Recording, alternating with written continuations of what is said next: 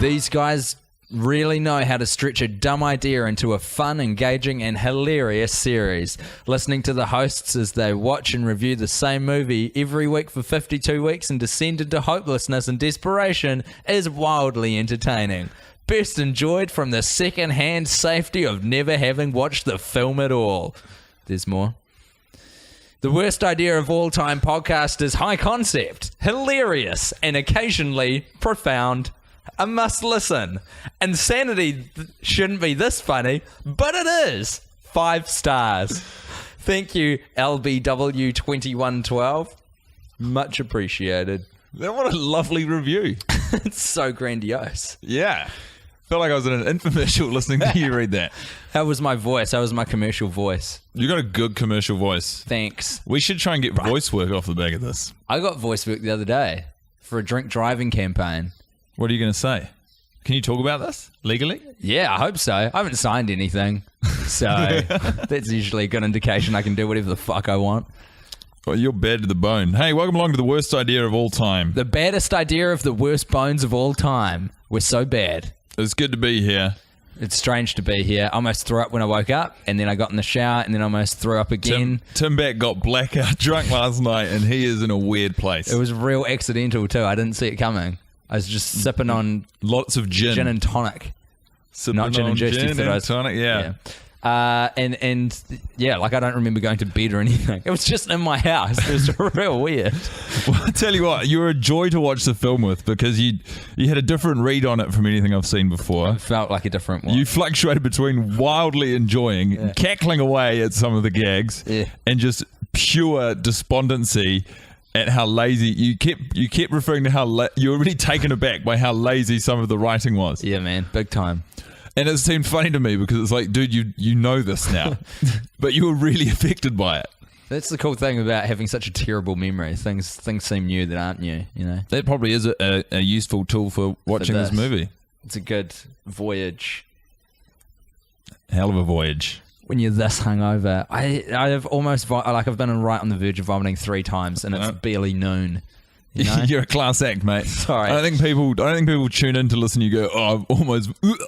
Here's the thing about the movie, it sucks, and people have been asking whether they should watch it, and the answer is no. And we've watched it now 42 times, and there's 10 left, and I don't want to do it anymore. I feel like Peter Dante must have felt, except we don't get paid, you know? Peter Dante loves these movies. He does. These are his bread and butter, bro. Nah. I've watched a lot of Peter Dante on YouTube recently. I watched one. He's a lacrosse coach. Have I told you that? Yeah. I watched one where he was talking about, he was getting interviewed by like some guy about coaching high school lacrosse. Yeah, I've seen that interview too. I've seen that obscure YouTube interview with Grown Ups 2 co-star Peter Dante as well. Guy. Because that's how we fill our days now. Just everything on the peripheral of this movie. Peter Dante, if you are at work right now and you've got a spare 5 minutes, just look up Peter Dante and click on the hyperlinks, whatever comes up. He is an interesting dude. Real fascinating. Isn't he? He's quite pro-marijuana law reform. Real pro-marijuana. All he does is just retweet stuff about buds. That's awesome. And but yeah, there's been some controversy around him with using inappropriate words in public. What do you mean? It seems really out of character for Peter because he's really well spoken. He's a Buddhist stoner. What kind of words are you talking about? Like the N word? Yeah, I think so. Really? Yeah, slurs. Oh my goodness, Peter. Come on, mate. Our mate Peter. Guy and I were toying around with the idea today of probably shouldn't put it on the podcast, going to anyway, writing an entire script for Grown Ups 3. You definitely shouldn't have put that on the podcast. Why? No, you're creating right now in this room, you're creating a sense of obligation between us. I know, that's the beauty of it, Guy. It's like when we started doing the podcast, because we were talking about doing the podcast, and I said, cool, we'll do it tomorrow. And you were like, what? And I was like, yeah, if you don't, jump in, front foot never this do thing. Things. If you don't front foot this thing, who knows where you'll be. You might not have watched Grown Ups 2 42 times. Exactly. And you're saying that this is a better place to be in. What? You're saying lost me. Well, you're saying that by doing that, you've done a good thing for our lives, and that we've front footed it, and we have watched the movie 42 times. Touche. Sometimes Touche. these rash snap decisions actually come back to bite you on the ass, Tim. God, tell me about it. Tell me and my credit card all about it, Guy Montgomery, because neither of us feel very good right now. You and your finances. God, they're in pretty dire Let's talk about the movie. Oh, yeah, okay. Grown Ups 2 is its name. It stars everyone you've never heard of or liked. Everyone you've heard of and liked. Heard of. What I was thinking about when we watched the movie today is Adam Sandler's a genius. And the reason for that is he's just assembled these representatives from different market segments. Little mascots. Give examples. Taylor Lautner, teen market, done. The guy whose name we haven't found out, who's Trunks. one of the frat boys, who I named Trunks today. That's your YouTube market, so you've got your online quadrant. Kevin James for overweight people, Chris Rock for black people, Adam Sandler for sadomasochists. So you Selma Hayek for dudes who are like... You think they've knowingly cast to a wide variety of markets? But like solely. Yeah. It's not just a consideration, it's the movie. That's all the movie is. That's the whole premise. So they get these mascots of market quadrants, and then to fill in the oxygen between those atoms, they just insert so much product placement. You feel like maybe you zoned out and you are in a Kmart all of a sudden. Like, if I saw this at the cinemas and I was feeling as whatever the opposite of lucid is, as I feel right now after my gin bender from last night, I might actually have a moment of thinking that I have wandered into a Kmart but don't remember driving in. And now I'm just like, what am I doing at this fucking Kmart? I thought I was going to a movie, but it's not a movie, bro. It's market quadrants, mascots, and product placement. Wow, that was a delight to watch unravel. You've been watching me unravel for the last 3 hours, brother. This has been one of my most enjoyable screenings of the movie because Tim, I cannot explain this to you enough, is just, he's all over the place. He's, your brain just was moving like in every direction and it would just stop one really thought slowly. really abruptly though. Like Yeah. it was moving slowly, but you'd stop one thought and you'd just start talking about something. Are you talking about during the movie? Just Yeah. my ramblings. I was rambling about all kinds of things, eh? Yeah. Some of it good, some of it detestable. I really gravitated toward, well, I don't know. I was paying a lot of attention to Braden today You like Braden though. and to Peter Dante because we actually stopped the movie mid-watch to watch a Peter Dante interview on YouTube, which seems kind of silly when you look back at it now. It's a pretty funny thing to do. You really wanted to see the clip though, so we had to pause the movie. Adam comes back to his hometown and me and Shaq, Shaquille me and O'Neal Shaq, are cops. he really likes Shaq. He said that him and Shaq were it was like new best friends within 5 minutes. And what That's I such an wonder, intense thing to it's say. really intense, and I wonder if we interviewed Shaquille O'Neal about that, whether or not he'd say the same thing. He's like, Peter was bringing a really high intensity to the friendship. It was actually quite unnerving. The dude was stoned all the time. I've never seen such a wiry stoned dude before. I think he might be stoned in that interview. Yeah, he's he not. looks- He's muscly, man. He's too muscly. He's always got his kid off.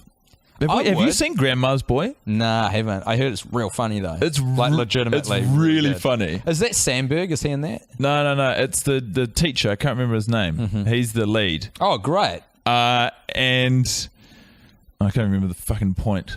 Okay. Doesn't need one, guy. That's all good.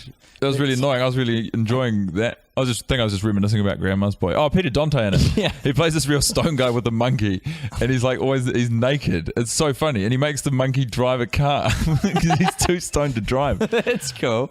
See, that's Classic- funny. Why can't there be classic more of Peter that Dante. in the grown-ups too? There's another thing you were craving today, Tim. Is you're so hungover and stubborn.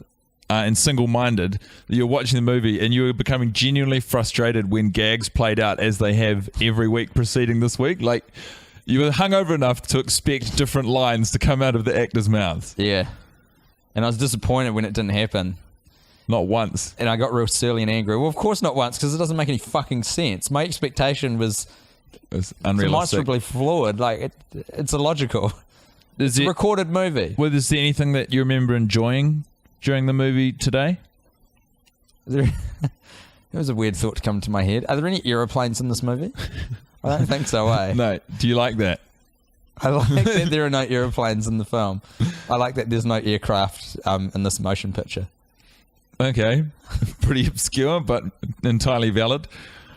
How about you, Guy?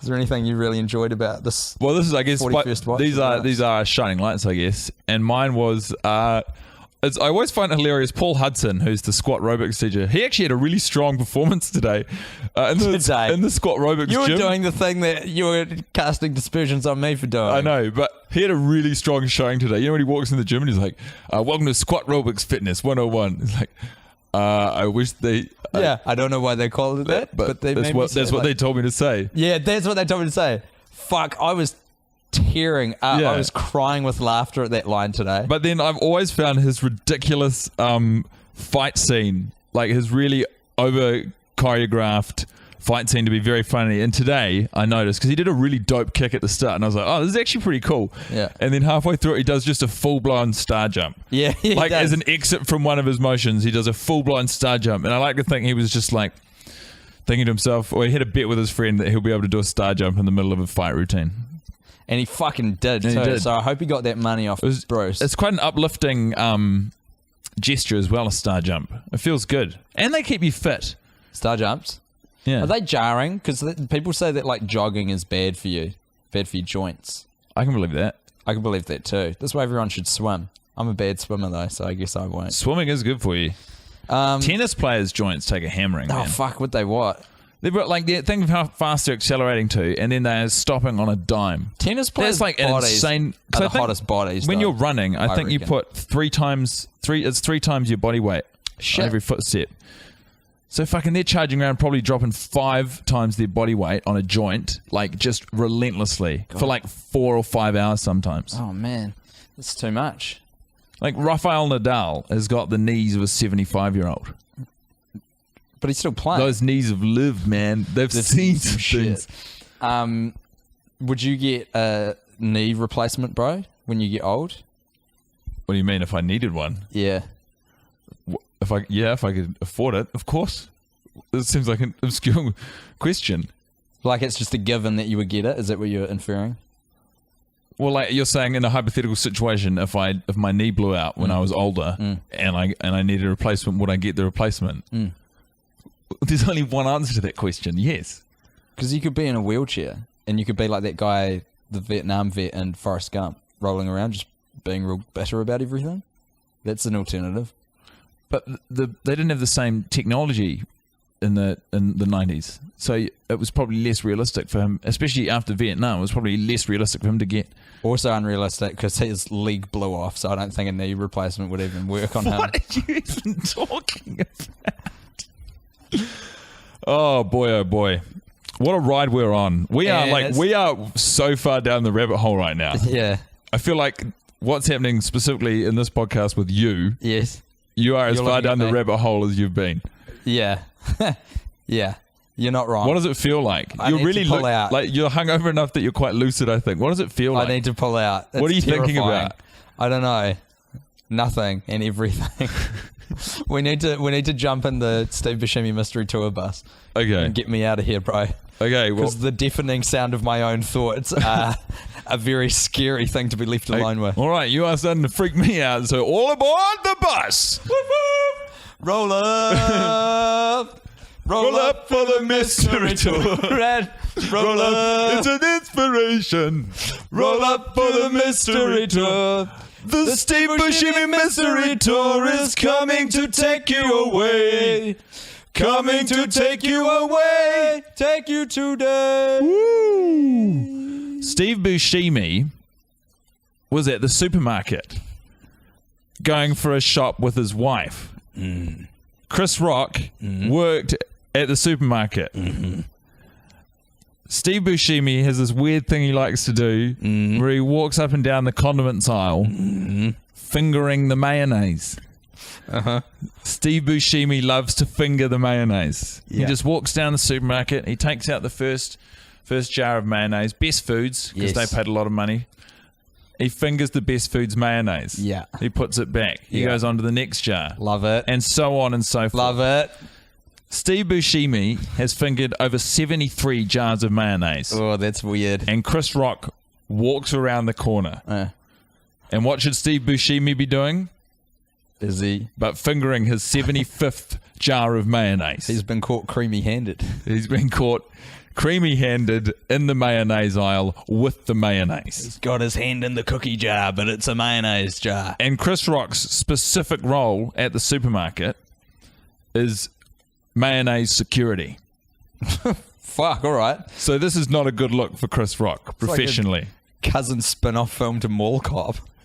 So Chris Rock sees what Steve Buscemi is doing to the mayonnaise. Mayo Guard, that's what it would be called. Mayo Guard. And he takes on Steve Buscemi. They fight. Yeah, they fight. He tackles him. He sees him and he goes, "Now let's get busy!" And he charges down the mayonnaise aisle at Steve Buscemi and tackles him into a large Best Foods mayonnaise display. Thank you very much, Best Foods. When you think of mayonnaise, you probably think of Best Foods. The mayonnaise jars have not been closed. The lids haven't been put on them properly, so they all go flying off, and they are coated. These two are literally head to toe dripping in mayonnaise. Oh my God. They have this phenomenal wrestle, and just when it looks like Steve Buscemi, after about 5 minutes of intense, sweaty, heavy, slightly erotic actually, mayonnaise wrestling in the supermarket. Okay. Steve Buscemi is sitting on top of Chris Rock with his legs either side. Yeah. And he says, "Now that is a touchdown." And as he puts his arms up to say, "Now that is a touchdown," this huge novelty-sized Best Foods mayonnaise jar, which was like sort of a precarious position as a display behind them, which has been in the background of shot, but they just haven't touched it, tilts and falls down very specifically on his body, and his arms are in the air doing the touchdown position. It crushes his body onto Chris Rock's. Chris Rock is fine. Yeah.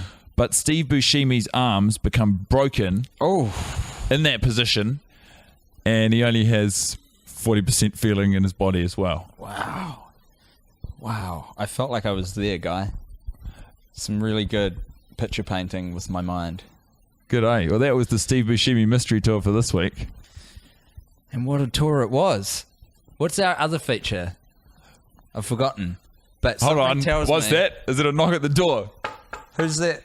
Who's that? Looks like a cool dude. Who's that? Who's that at the door? It's Paddy. It's who? It's Paddy. It's who? It's Paddy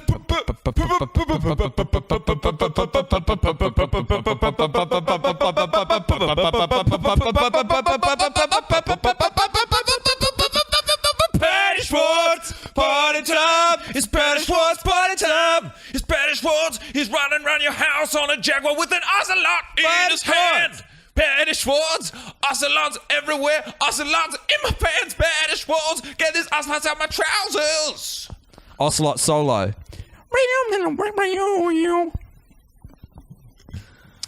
Patrick Schwarzenegger is in the film. He is in Grown Ups too. He is covering the lucrative used to be a governor's son market. And every week we like to explore the fascinating life and times of Paddy Shwartz in a segment called Paddy Shwartz Party Time. Sometimes we talk about things he's doing in the movie. That's how the sort of part of the podcast began. But things have been getting a little bit meta the last few weeks, and we've been delving into Paddy Schwartz's real life, in real life. News has dating Miley Cyrus. News has leaked that Paddy buying Schwartz pizza locations is actually a party animal. And of course, this segment is brought to you by Blaze Pizza. Official sponsor of the podcast, Blaze Pizza. I say official. They haven't fronted us any money, but... Hey, dudes, do us a favor. Do us a real solid. Take a photo of yourself if you can. Or actually just Photoshop one of you with a Blaze pizza box or a slice, something with their logo in it, and tweet them and us as well. So what we'll do is like advertising, but in reverse. So we'll ask them for money when heaps of people just start. After the fact. Heaps of people just start tweeting them. It's a unique model, but I think it might work. I think this one's got legs, Tim. It's like the worst... I was going to say it's the worst idea. That's the name of this podcast. It's the worst idea for advertising ever. Well, I mean, it would only be appropriate if it was spawned from the worst idea. If you were a company... and some douchebags on the internet just started tweeting randomly, and then some other different douchebags went, "Can you give us some money now?" Like, that's not how it fucking works, eh? No, I don't. We are those douchebags, you know? I don't think that works. You and I. But, Lord I mean, I don't think dicks. it's inconceivable we could get them on board as a sponsor. Anything's They possible. favorited a tweet someone sent. Oh, they favorited a tweet. We're in now, buddy. Yeah, that's right. That's how it starts. Paddy Shwartz, party time. What was your favourite bit of Paddy Shwartz in or out of the movie this week, Guy Montgomery? Paddy Schwartzanetor. I love that. It's real good. Patrick Schwartzanetor. He should do like a really hammy stand-up comedy character called Patrick Schwartzanetor. And he goes on stage pretending to be the Terminator. That'd be so weird. But he does like a deliberately really bad impression of his father. Fuck, that's odd. Yeah. Oh, no, there's water everywhere. I'm knocked over the water. It's all over your Birkenstocks. That's okay. I'm more worried about these electric Oh, yeah, cables. the cables. That's not a thing you want with... Pad, I'll get a towel. Don't get a towel. Leave it. No, Leave it. No, I must. It's water on the floor. It's got to be mopped up. We're doing a podcast. Yeah, I know. It'll only take a sec. We're in the middle of a conversation. Okay, fine. The water stays. Tell me what your It's a wooden floor. Paddy Schwartz party time. Water's not going anywhere. I smashed my head on this couch. You're a hot mess, Tim Bat. I sure am. And I love you for it. Now, Paddy Schwartz. Patrick Schwartzanetor was really good in the movie today. A lot like Paul Hudson. I feel like he really brought the noise. And just the whole performance. I don't think we've mentioned it before, but front to back, top to bottom, Patrick Schwarzenegger is a pure scene stealer. He comes into this movie essentially an unknown entity as an actor, and he just steals scenes left, right, and center. He leaves a silver screen legend. He leaves nothing in the tank at the end of a day on set. Yeah. We should have, yeah. I mean, because a lot of people are online at the moment, on the interwebs, are talking about how much of a party animal Paddy Shwartz is, and I guess we... Paddy Schwartzanetor. Oh, wait, what did I say? That's his name now. Paddy Schwartzanetor. Fuck, I don't know about that, man. Paddy Schwartzanetor. Hi, my name is Paddy Schwartzanetor. I will be back. I'm already back. My dad, Arnold Schwarzenegger. Go on, Borat on it. Pull up. I can't. Pull up. But that's the idea. I'm pitching this to him, if you're listening. Paddy, are you there? Paddy Schwartzanetor is such a funny name. Paddy Schwartzanetor.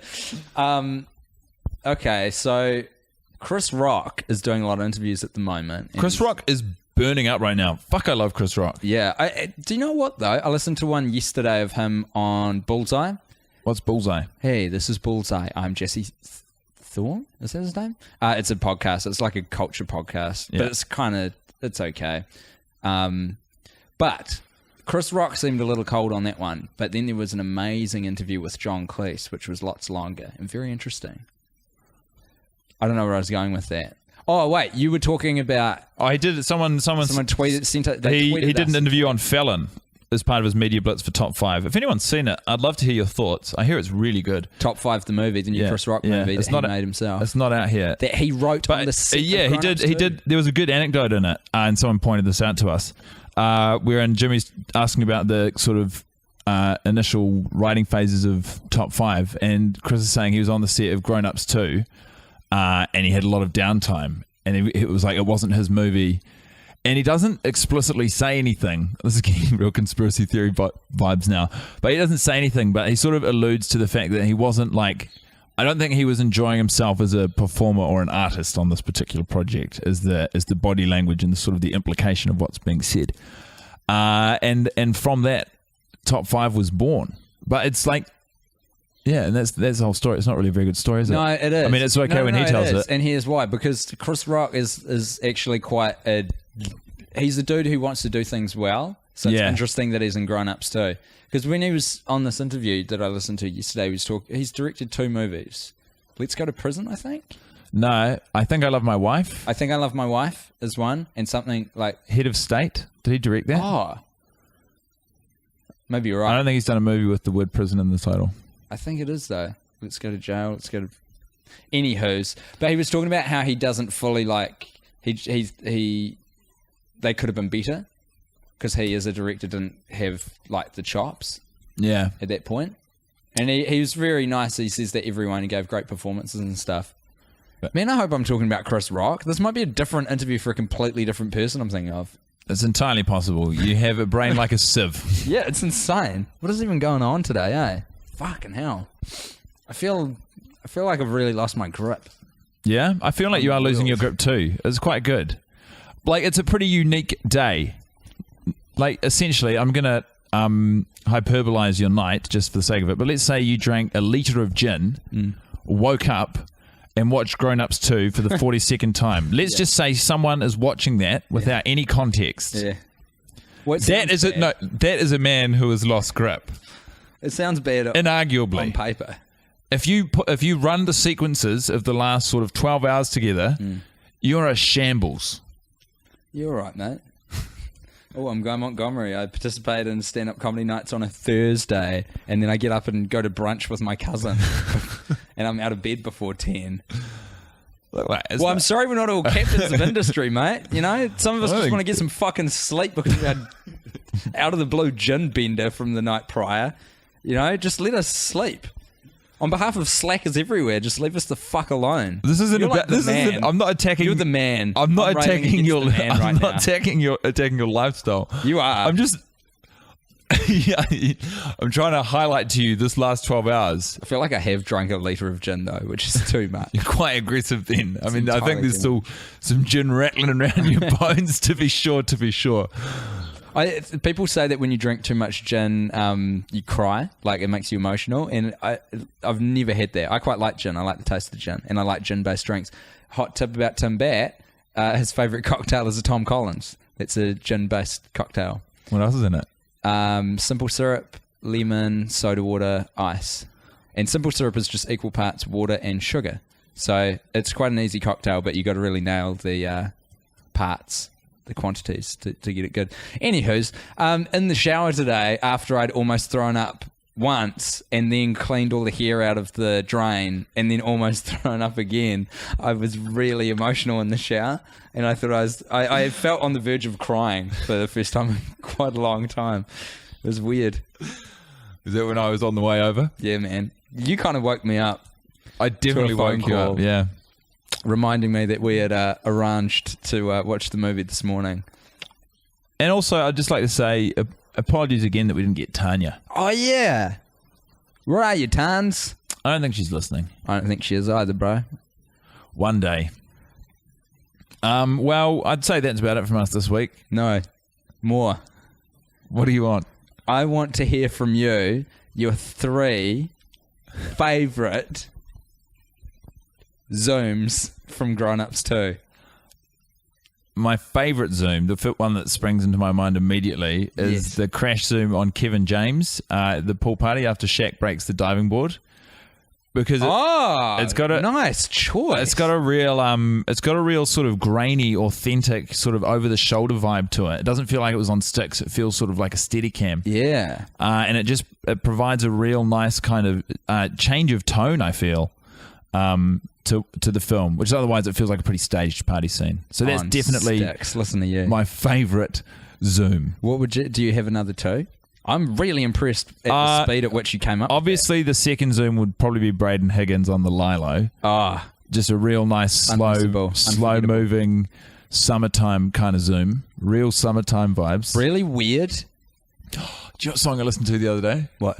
I love you always, forever, near and far, close and together. Fuck, it's so good, bro. With you, everything I want to say. Oh, we both went high. We got to. Oh fuck! What's the legality around that? Can we just play a little snippet of that song now? Well, we've been playing REO Speedway again. Yeah. Okay. Here, we'll just play the chorus. This song. We're gonna play the chorus. Near and far and always, never. So nice. And everything. You got it. Yeah, I got it. You got it. That is a really good song. And then my third favorite Zoom. I can't think of a third Zoom. You've done so well, bro. Don't get down on yourself, because I threw that at you out of nowhere, and you've done really well. Thanks. We're such good friends. We are now. A friendship forged in the fires of a bad and the film fires of done hell, too much. The fiery bells of Lucifer's house. Hell. You're describing Grown Ups 2 as a Hades-style situation, the underworld. You know what? It's not that bad. It's not that bad. It's just we've watched it too many times. You know what, guys? It is unfair. it's an unfair thing to do. The movie's ridiculous and very bad, but it's a really unfair thing to do to just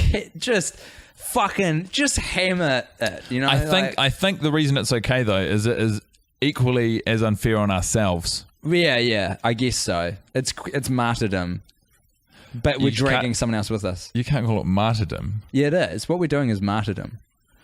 It totally is. It's almost the definition. It's self-flagellation to like pretend that we're cool. We're not cool. We're just fuckwits watching this movie over and over. No, a martyr is like, you remember a martyr as a good person. A real martyr for the cause is like, yeah, but you someone can who use it out did of the someone who was religious noble. context. Nah, yeah, but you can kind of use it almost to mean the opposite as But well. like the correlation is noble. Like, it's don't be positive. No, I think the connotation is neat. It's like, oh, you're being such a martyr. It's like people who go, oh, well, I'll do the dishes. It's like, oh, you martyr. Oh, I can see that. Yeah, there's two sides to every coin, every story. Two sides to every story. It's a lyric from Mathematics by Mos Def. It's one of my favorite Mos Def songs. So talented, Mos Def. I saw him recently at Western Springs. He really brought the heat. He performs under Yasin Bey now, but he pretty much played like an hour-long medley of his greatest hits. He would have played like seven songs from I can't remember the name of the album now. Just back to back to back to back. Like like a concert. So he came out here and just performed his music. No. Crazy. When you say medley, like, yeah. He was chopping. There was some chop ups. Yeah, take that. Eminem did that when I saw him at Western Springs. Mate, we're too far off the rails. We got to leave. I feel so sick, bro. I'm probably going to vomit. Thank you very much for listening. Like us on Facebook if you haven't already. That was episode 42.